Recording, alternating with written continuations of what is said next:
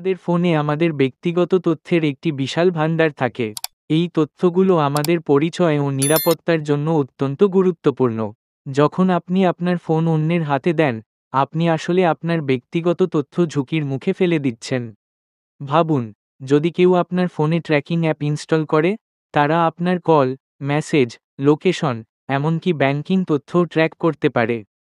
তাহলে কিভাবে বুঝবেন আপনার ফোনে অজানা ট্র্যাকিং অ্যাপ আছে কিনা? কিছু সহজ পদক্ষেপ অনুসরণ করে আপনি সেগুলো শনাক্ত করতে পারেন এবং মুছে ফেলতে পারেন। এছাড়া, আপনার ফোন সুরক্ষিত রাখতে কিছু অভ্যাস গড়ে তুলুন।